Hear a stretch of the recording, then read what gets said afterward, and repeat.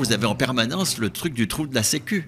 Nous sommes en pure propagande. En pure propagande. Le rapport qui fait référence pour tout le monde, c'est ce qui est produit par le Conseil d'orientation des retraites. Parce que chaque année, ils font des prévisions. Et en fait, ils nous disaient déjà l'an dernier, et ils nous le redisent cette année, jusqu'en 2070, en fait, les ressources sont stabilisées. Souvent, dans les projets de réforme, ce qui est présenté au début, c'est une nécessité. Il faut absolument faire des économies, il faut. Et en fait, ce parti pris de présenter comme une nécessité budgétaire, ça tue un peu le débat. Lorsque l'on dit que Macron a renoncé à la réforme parce qu'il ne fait pas la retraite à points, pas du tout. Il n'a pas renoncé à la réforme du tout, puisqu'il supprime les régimes spéciaux, qui sont précisément ces régimes de droit au salaire continué, qui ont servi de modèle en 1946 pour l'étendre à l'ensemble du privé.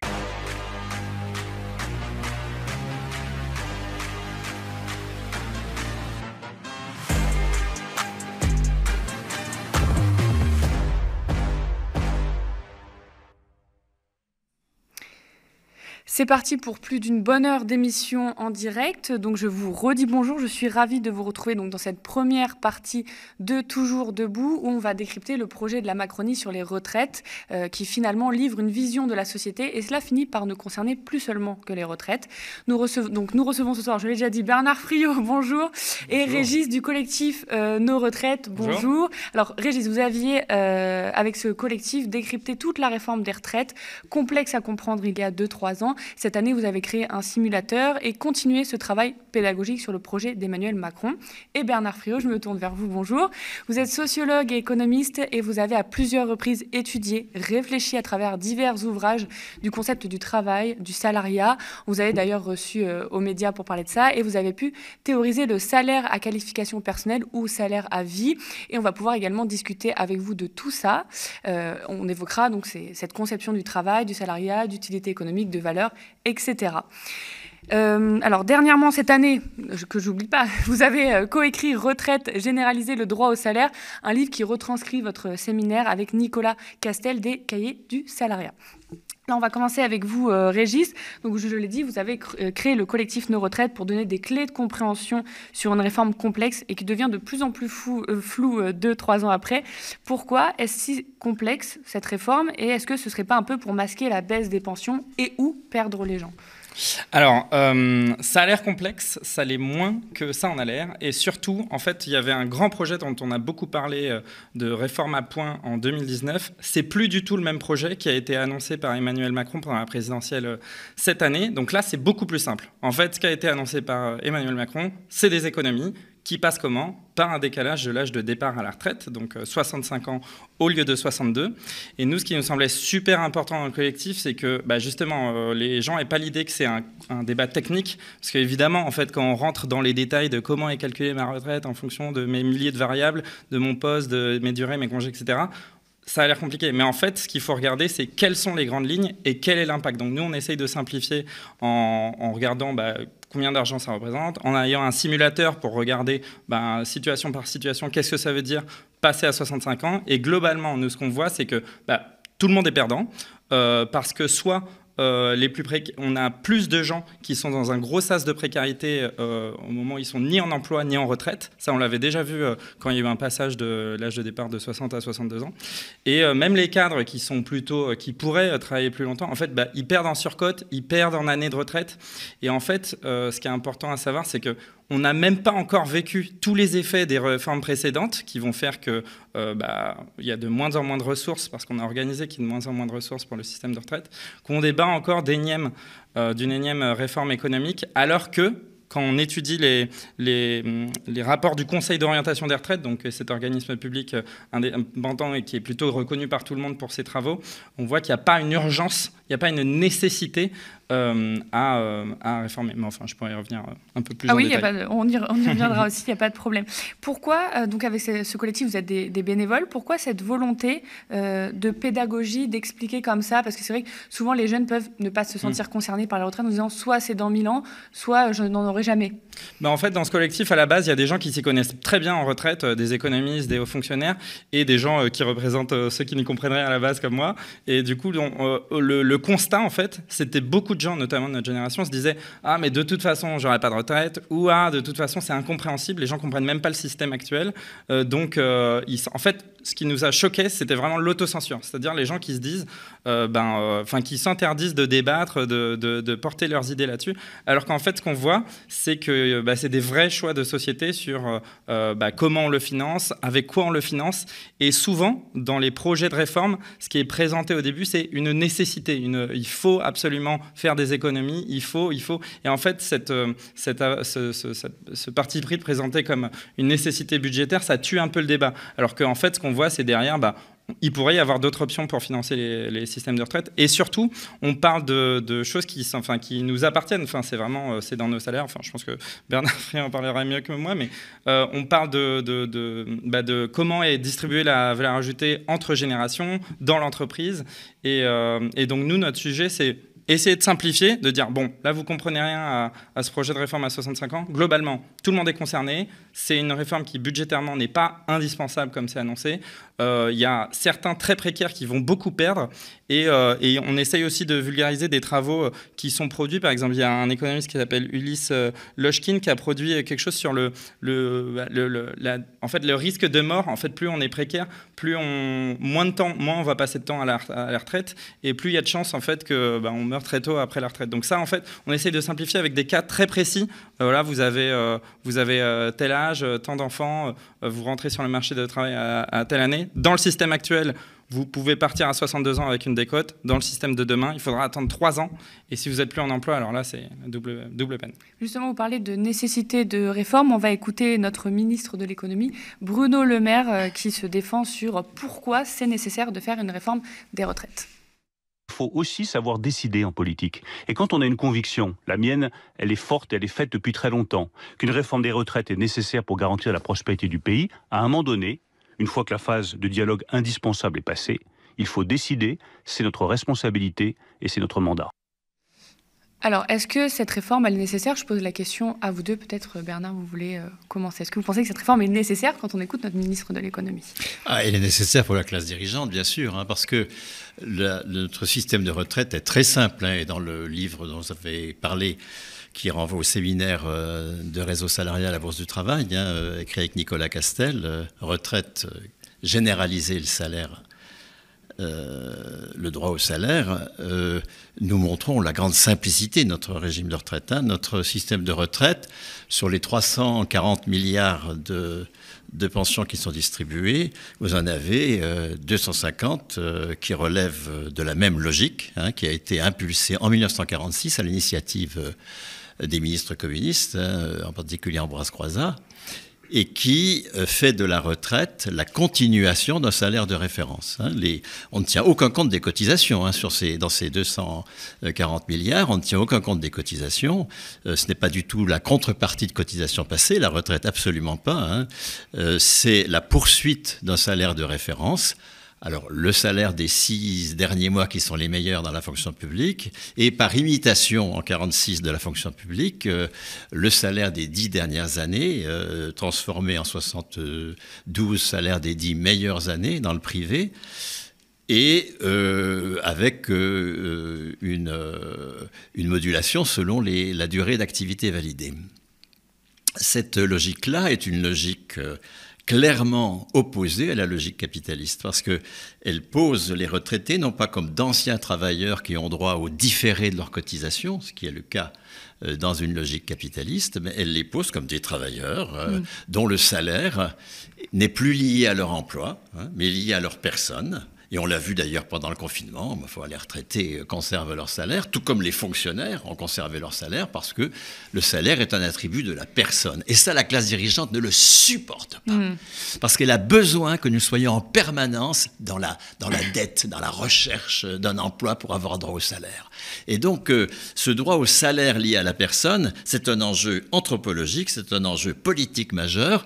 Et lorsque l'on dit que Macron a renoncé à la réforme parce qu'il ne fait pas la retraite à points, pas du tout. Il n'a pas renoncé à la réforme du tout, puisqu'il supprime les régimes spéciaux, qui sont précisément ces régimes de droit au salaire continué, qui ont servi de modèle en 1946 pour l'étendre à l'ensemble du privé. Et la riposte patronale est venue tout de suite, dès 1947, avec alors l'Agirc-Arco, l'Agirc en 47, l'Arco dans les années 60, qui nous dit ah mais non, un retraité, il n'a pas droit à du salaire. Non, il a droit au différé de ses cotisations. C'est un enjeu anthropologique majeur. Ben justement, cet enjeu du travail, etc., on aura l'occasion d'y revenir juste après. Régis, je reviens vers vous. Est-ce que vous pouvez répondre au ministre de l'économie et nous dire est-ce que cette réforme, elle est nécessaire? Est-ce qu'on a besoin de faire des économies aujourd'hui sur les retraites en France? Alors, selon ce qui fait référence pour tout le monde, c'est pour ça qu'on fait du décryptage, parce que le Kidam, il ne va pas lire ce genre de rapport, mais le rapport qui fait référence pour tout le monde, c'est ce qui est produit par le Conseil d'orientation des retraites, parce que chaque année, ils font des prévisions, et en fait, ils nous disaient déjà l'an dernier, et ils nous le redisent cette année, jusqu'en 2070, en fait, les ressources sont stabilisées. Enfin, je peux peut-être vous le lire plus de façon. La part des dépenses de retraite dans la richesse nationale serait stable ou en diminution. Pourquoi en diminution? Parce qu'il y a déjà des économies des réformes précédentes, comme je vous disais. Et en fait, comme le relevait aussi Clément Viktorovitch, si on interprète les données, il est légitime de défendre que ces niveaux sont trop ou pas assez élevés et qu'il faut ou non mettre en œuvre une réforme du système de retraite. Donc en fait, c'est un vrai choix de mise en scène des déficits qui vont avoir des petits déficits qui sont pas énorme pour pouvoir justifier la nécessité de cette réforme. Et surtout, il y a la mise en scène que ça doit passer par des coupures, de l'austérité, alors qu'on pourrait imaginer par exemple une augmentation des cotisations, on pourrait imaginer d'autres façons de financer ça. Et pourquoi on sait qu'ils vont économiser ça? Pourquoi ils le font si ce n'est pas pour équilibrer le système de retraite? C'est pour financer d'autres choses. Et c'est ce qu'ils ont annoncé dans le pacte de stabilité cet été, donc c'est-à-dire le document budgétaire qu'on envoie à l'Union européenne. Et en fait, ils ont prévu de diminuer les baisses d'impôts de production d'un équivalent qui est à peu près celui des économies qu'on va faire si on fait cette réforme budgétaire sur la retraite à 65 ans. Pourtant, le gouvernement se défend qu'on a besoin d'argent pour l'hôpital, pour l'école, et c'est pour ça qu'on baisse les retraites aussi. Il y avait aussi un élément qui m'avait marqué il y a 2-3 ans, c'était Agathe, votre consoeur du collectif, qui décrivait la réforme comme un système inédit, qui prévoyait qu'on ne dépensera pas plus de 14% de notre richesse produite chaque année dans nos retraites. L'argumentaire avancé, c'était une dépense restreinte et une maîtrise des dépenses publiques. Le contribuable ajoute de l'argent au pot pour financer les pensions de retraite. Ces dernières verront mécaniquement leur niveau baisser par le plafonnement en fait, du PIB, dans la mesure où le nombre de retraités augmente. C'est un chiffre à peu près de 20 à 27% de la population. C'est Agathe qui me détaillait ça il y a 2-3 ans. Est-ce que cette idée de 14% du PIB, est-ce que cette idée est toujours dans le projet actuel? Et pourquoi c'est quelque chose d'inédit? Parce que ça va empêcher les réformes en fait après. Ce blocage à 14%, il est plus formalisé de façon aussi forte qu'il y a 3 ans, mais de fait, c'est ce qui est organisé par la baisse des ressources. En fait, comme sur l'hôpital public ou sur l'assurance chômage, il y a eu une organisation de la baisse des recettes. Donc, en fait, il y a une mise en scène qui est... on a un problème de financement, mais c'est normal. En fait, on a eu des réformes précédentes qui ont décidé de définancer en enlevant des cotisations, en enlevant des formes de financement. Et du coup, effectivement, on voit cette part du gâteau, qui est ces 14% des richesses du pays, du PIB, qui ne va pas suivre la part des retraités dans la population. Donc, on va avoir effectivement ce choix d'avoir un décrochage au moment de la retraite. Et donc, c'est déjà quelque chose qui est impressionnant, qui est l'impact des réformes précédentes. Mais là, si on a ce décalage de l'âge de départ de 62 à 65 ans, on met vraiment certaines personnes, ni emploi ni retraite, dans une situation encore plus précaire. Enfin, vraiment, c'est pas... il faut sortir, je pense, des idées reçues qu'on a de la retraite où c'est le pot de départ et le lendemain la retraite. En fait, non. Je crois que c'est 4 personnes sur 10 qui ne sont pas en emploi au moment de passer à la retraite. Et donc, 4 personnes sur 10, 2 personnes sur 5, qui ne travaillent pas. Donc, en fait, elles ne vont pas travailler plus parce qu'on met l'âge plus loin. C'est juste qu'on va faire des économies sur le dos des précaires ou en faisant travailler des cadres plus longtemps ou et qui, du coup, vont perdre, eux, en surcote. C'est-à-dire que même les bénéficiaires actuels, entre guillemets, ceux qui sont plutôt confortables, ils vont perdre en surcote. Donc, vraiment, tout le monde est perdant sur cette réforme. Justement, sur les cotisations de financement, on y reviendra avec Bernard Friot juste après. Moi, je voulais vous poser une question. Est-ce qu'on peut vraiment parler de déficit dans la mesure où les recettes des administrations de sécurité sociale sont supérieures aux dépenses, mais que l'État impose régulièrement une dette dont elle n'est pas responsable? C'est ce qu'a montré Nicolas Da Silva dans ses tweets, et il sort bientôt un livre, La bataille de la Sécu, en octobre, qui va détailler tout ça. Donc du coup, avec ces données-là que Nicolas Da Silva nous présente, est-ce qu'on peut vraiment parler de déficit, Bernard Friot? Je vous pose la question. Non, mais le déficit, c'est un mensonge permanent depuis que le régime général de sécurité sociale existe. Encore une fois, le régime général de sécurité sociale, il change le statut de la personne en attribuant du salaire à des gens qui n'ont pas d'emploi.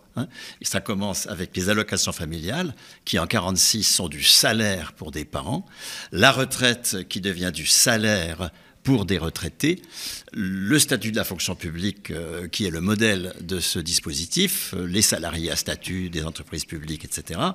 Toute cette conquête-là énorme a été, mais immédiatement, contestée au nom du déficit dès le débat parlementaire de 1949, etc., etc. Et le bouquin de Da Silva, montrez-le parce que c'est un bouquin fondamental, effectivement, la bataille de la Sécu pour une histoire du système de soins, de santé. Le bouquin de Da Silva montre éloquemment que quand on fait les comptes de la protection sociale, mais ils sont excédentaires jusque dans les années 2000.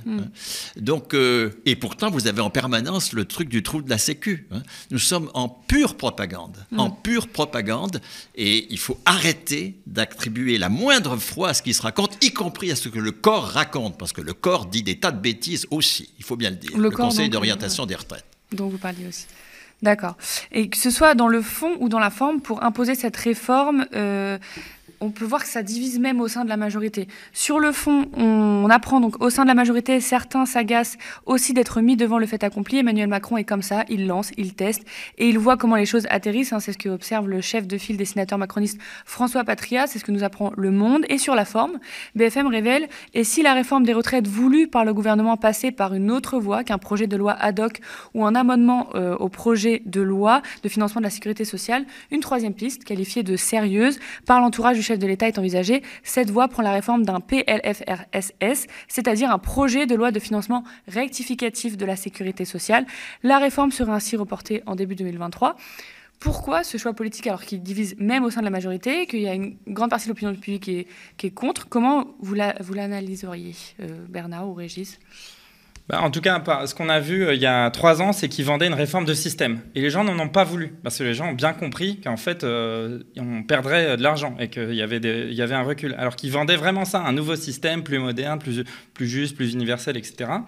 Et là, du coup, ils passent par une réforme paramétrique, donc pas du tout de système, mais juste pour faire des petites économies. Donc là, toutes les solutions sont bonnes pour essayer de... Il y a plein... Donc en fait, là, depuis la rentrée, ils font plein d'annonces. Ils disent, on va faire un amendement ici, peut-être qu'on pourrait faire la durée de cotisation, augmenter, accélérer les réformes passées dans leur application. Peut-être qu'on pourrait finalement, vu que les gens sont choqués par les 65 ans, finalement, on pourrait commencer par 63 et 64. Mais potentiellement, il y a plein de façons de faire exactement le même projet, mais sous des approches différentes. Ce qui montre qu'il y a un problème parce que les retraites, c'est quelque chose ça vient du travail, donc c'est les partenaires sociaux normalement qui devraient être à la manœuvre sur la répartition de ces richesses.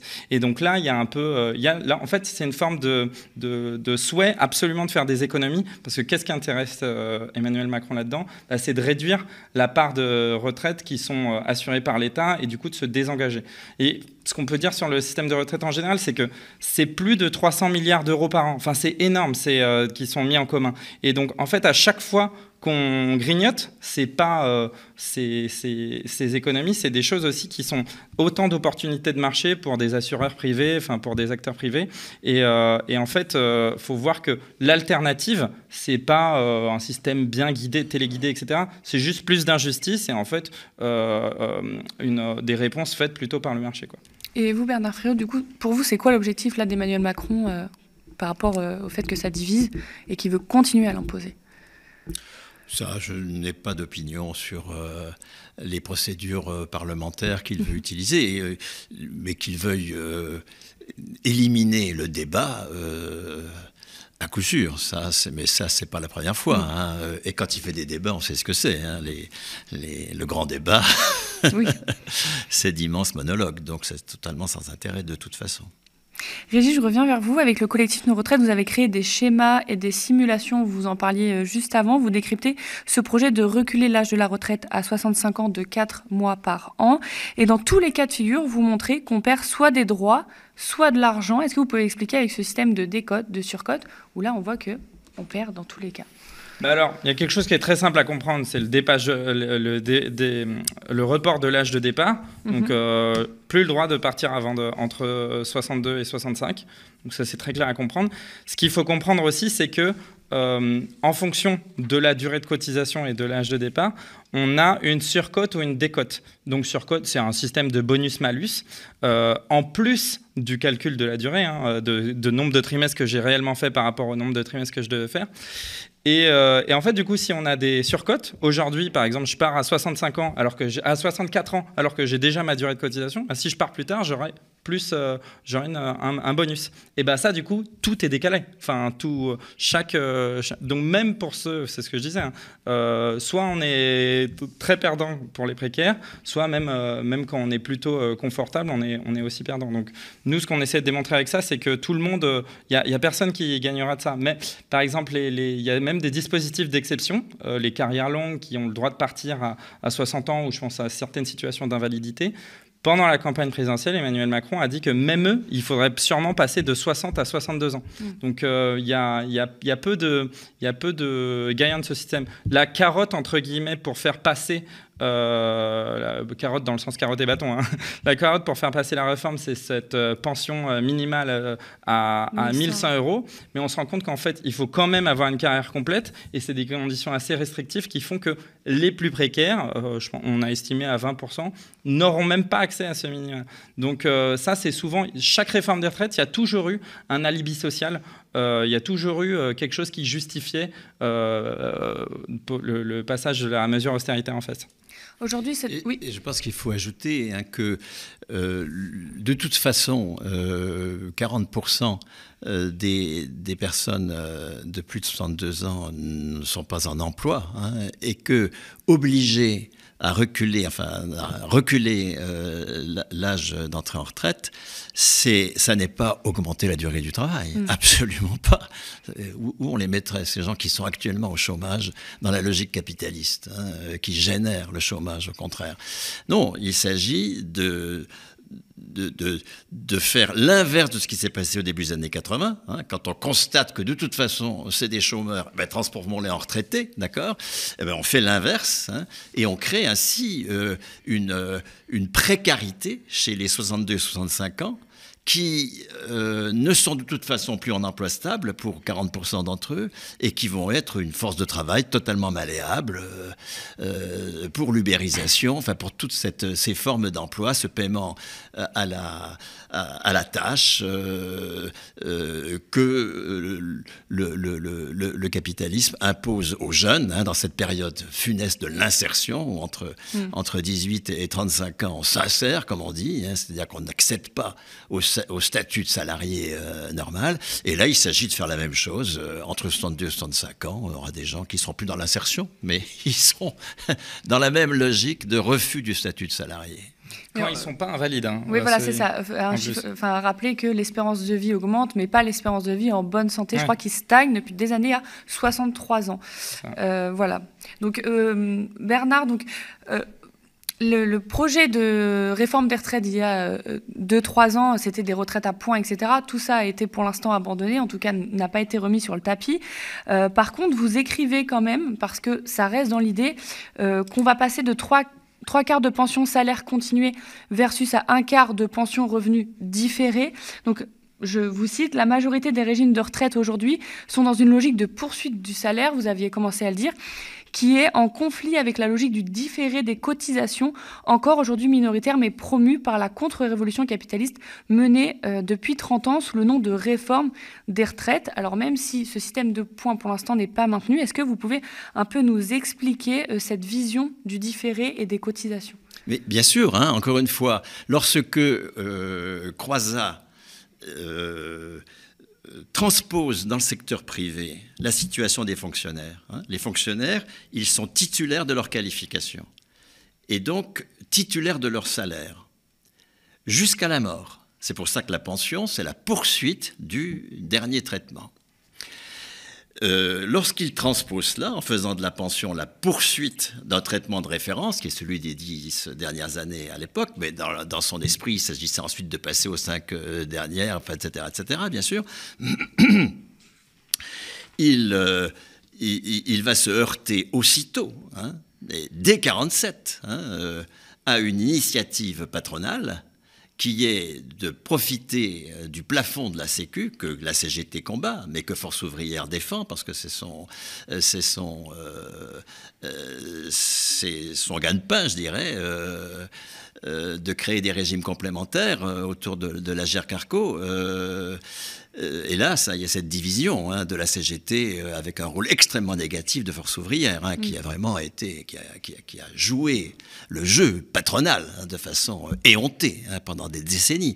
Et donc, dès 1947, donc le patronat riposte par le « j'ai cotisé, j'ai droit », effectivement. Non, un retraité, c'est pas quelqu'un qui a droit au salaire. Le salaire, c'est l'emploi. Toute idée d'attacher le salaire à la personne et non pas à l'emploi doit être combattue vigoureusement. Et alors, Macron ne renonce absolument pas à ce projet, parce que vous allez avoir une suppression précisément des régimes spéciaux dans lesquels la pension, c'est la poursuite du dernier salaire, et par définition le meilleur. Mais le régime général, qui va donc devenir le régime unique dans sa logique, a perdu progressivement, parce que Macron, c'est un baby Rocard, et donc depuis Rocard, nous l'expliquons longuement, Castel et moi dans le bouquin, nous avons une logique d'en finir avec la pension comme continuation d'un salaire de référence, pour la remplacer par différé de cotisation. Et c'est pour cela que le salaire de référence est passé des 10 aux 25 meilleures années. Alors là, on ne sait plus très bien de quelle référence il s'agit. Et ça va devenir la carrière complète, c'est évident. C'est le projet il y a 2-3 ans. Mais ce sera la carrière complète. Et puis progressivement, ce ne sera plus le salaire de référence, qui de toute façon aura perdu de son sens, puisque ça va être le salaire moyen de carrière, avec, pour les femmes en particulier, ou pour tous ceux qui ont des carrières discontinues, un salaire d'une utilité considérable. Et ça va être les cotisations qui vont être évidemment le fondement des pensions. Donc, en aucun cas, ça, il faut le dire avec fermeté, Macron ne renonce à son projet, et son projet, c'est d'en finir avec le droit au salaire en dehors de l'emploi. Or, c'est fondamental. Si nous voulons construire le communisme, il faut absolument, si nous voulons faire la rupture écologique, si mon salaire dépend de mon emploi, moi, je n'irai pas faire la morale écologique à des gens qui défendent leur emploi, fût-il de merde, parce que leurs droits sont liés à leur salaire. Leurs droits sont liés à leur emploi. Il faut déconnecter le salaire de l'emploi. C'est ce qu'on a commencé avec les fonctionnaires, c'est ce qu'on a commencé avec les retraités, et c'est ce qu'il faut généraliser à tout le monde de 18 ans à la mort. Et c'est cela que Rocard, le couple Seguin-Rocard, qui initie la réforme des retraites, veut mettre à bas. Et il y a une immense continuité depuis 30 ans dans la réforme, et Macron continue ce que son maître Rocard lui a inculqué. Justement, au-delà de la retraite concrète, c'est ce que vous commencez à dire, ce sont de véritables visions de la société et du travail qui s'opposent ici dans le fond du débat de la réforme des retraites. Et c'est en ça aussi que le débat est si important et que ça concerne tout le monde. Donc votre livre, Bernard, est une sorte de compilation de conférences sur le thème agité du travail. On va revenir dessus. Alors qu'en même temps, le débat en France a été porté par Fabien Roussel, en tout cas commencé par Fabien Roussel ces derniers temps, secrétaire national du Parti communiste français, qui défendait pendant la fête de l'UMA une gauche du travail plutôt qu'une gauche des allocations, phrase qui a bien sûr provoqué des réactions. Fabien Roussel s'en a expliqué quelques jours plus tard sur France Info, on va regarder. Le chômage, le système capitaliste entretient un système qui repose sur du chômage, des revenus de substitution, qui permet de faire pression sur le travail, sur les conditions de travail et sur les salaires. Je dis donc que la gauche et l'ambition que nous devons avoir pour le pays est de garantir à chacun de trouver sa place dans la société, de redonner du sens au travail et de garantir à chacun un travail, une formation, un salaire. Régis, on va vous remercier d'être venu parce que le temps presse. On reste évidemment avec Bernard Friot pour décrypter ce qu'on vient d'entendre de Fabien Roussel. Je vous remercie beaucoup d'être venu. Je rappelle que vous êtes donc dans le collectif Nos Retraites qui avait une visée pédagogique sur les retraites et on peut vous retrouver donc sur Twitter. Sur Twitter avec @NosRetraites, vous retrouverez le simulateur où vraiment vous mettez votre année de naissance et vous pourrez essayer de voir le avant-après de la réforme. Ça permet un peu de se situer parce que en fait la leçon pour tous ceux qui se disent c'est trop compliqué ou c'est vraiment trop technique ou de toute façon j'aurai pas de retraite, c'est faux. C'est vraiment tant qu'il y a de l'activité, il y a de la retraite, tant qu'il y a du salaire, il y a de la retraite. Il faut juste se situer de qui on parle. Est-ce que vous vous voyez travailler après 64 ans? Interrogez autour de vous. Faites le simulateur pour vous projeter et vraiment on voit que ça concerne tout le monde, quoi. Mais c'est très concret. En tout cas, merci beaucoup d'être venu. Vous êtes pressé par le temps, voilà, merci. Mais merci beaucoup. Et puis on continue nous avec Bernard. Donc comme je disais, cette réforme des retraites ouvre vraiment un débat sur la conception du travail. Est-ce que vous voulez un peu réagir à ce que Fabien Roussel a déclaré avant France Info et aussi sur France Info? Si vous voulez, le travail en tant que tel n'a pas de valeur anthropologique, sinon vive l'esclavage. Ce qui a valeur anthropologique, c'est la souveraineté sur le travail. C'est que nous décidions sur ce qui a valeur. Le travail, c'est la partie de l'activité qui est réputée avoir valeur, produire de la valeur économique. C'est à nous de décider. Et pour que nous puissions décider, pour que le travail ait vraiment une valeur anthropologique, parce que c'est nous qui en décidons, il faut que nous soyons titulaires de notre salaire. Si nous sommes titulaires de droits liés à un contrat de travail, de droits liés à un emploi. Mais nous allons fermer notre gueule.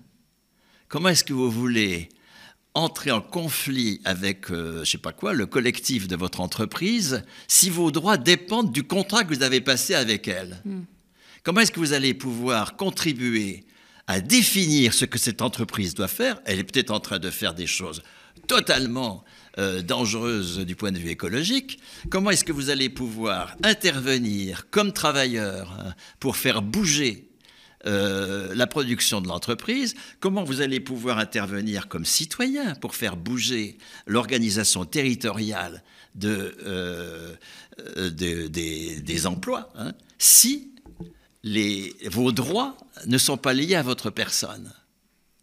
Or, les allocations de chômage, c'est le début d'une déliaison entre le salaire et l'emploi. On pose comme ayant droit au salaire des gens qui n'ont pas d'emploi. C'est un enjeu décisif, ce point. Oui. Nous sommes exactement dans la même logique que la retraite. Est-ce que des retraités ont droit au salaire? Est-ce que des parents ont droit au salaire? C'est la logique des allocations familiales telles que les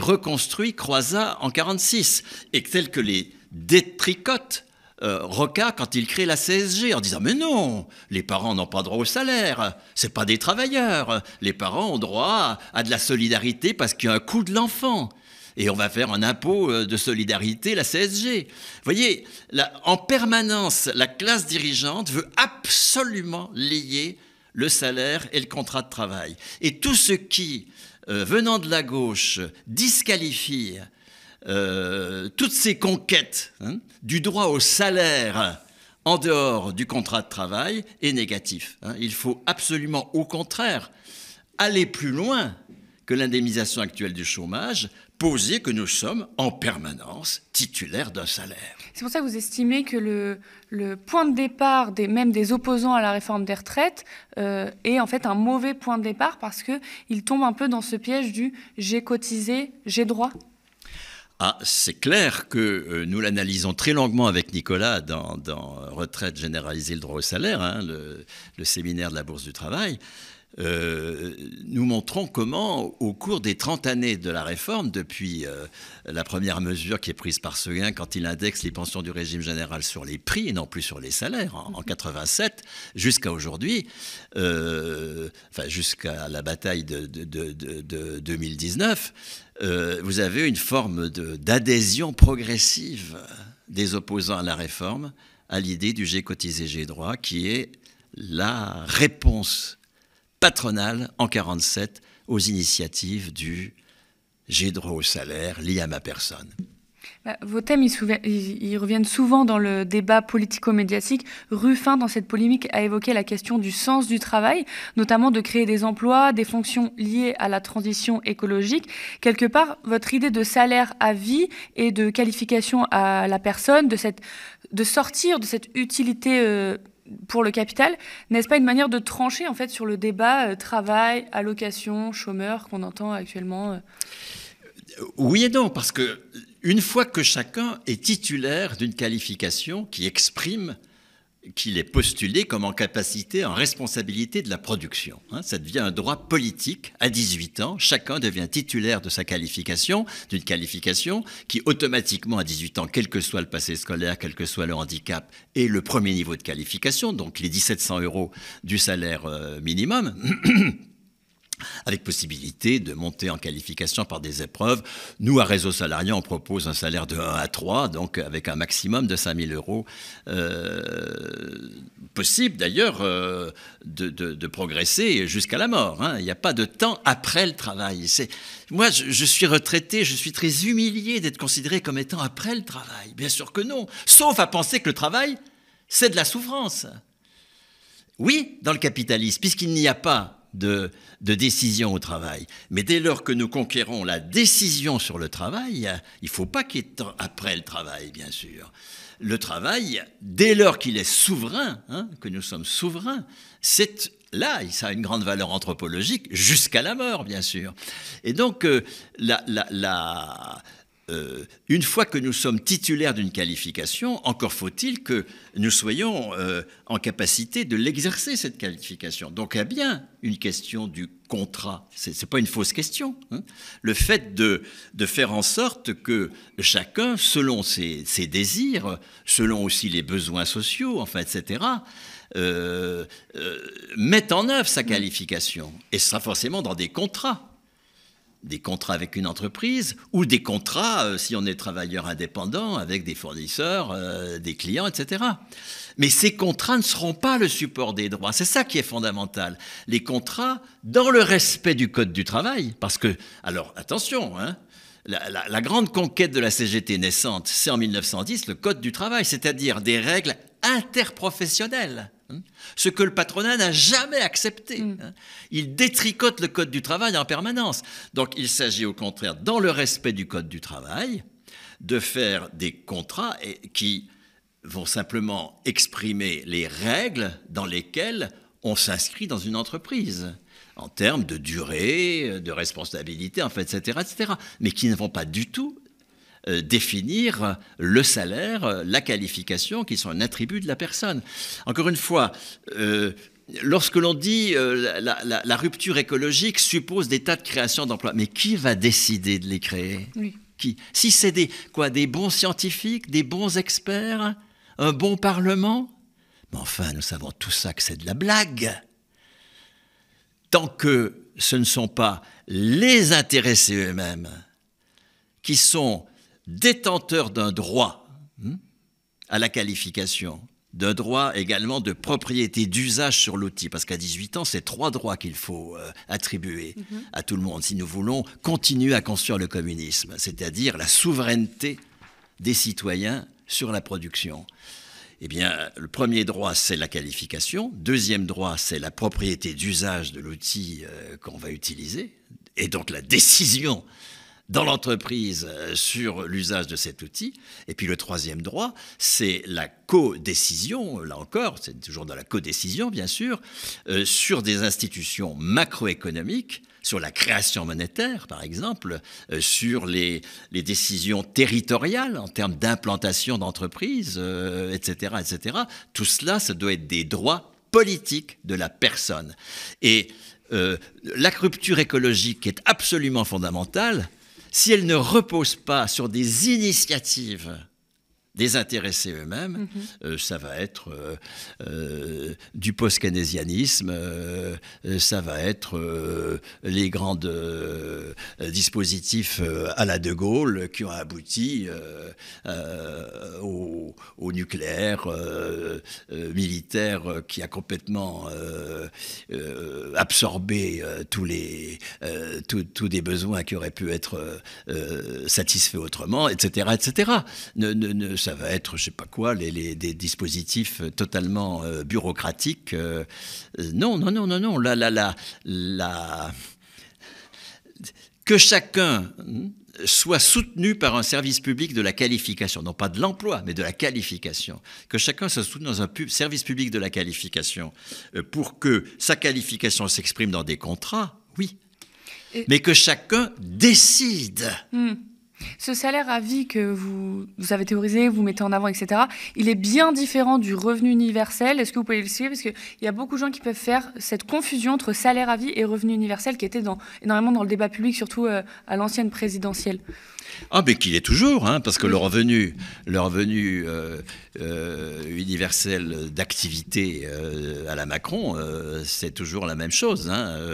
Et donc, encore une fois, le revenu universel, c'est une proposition éminemment patronale.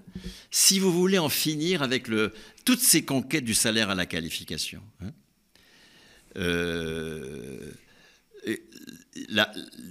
qui fait que pendant le confinement, les fonctionnaires ont conservé leur salaire, mais que ceux qui avaient un salaire à la qualification du poste dans le privé ont conservé 84% de leur salaire.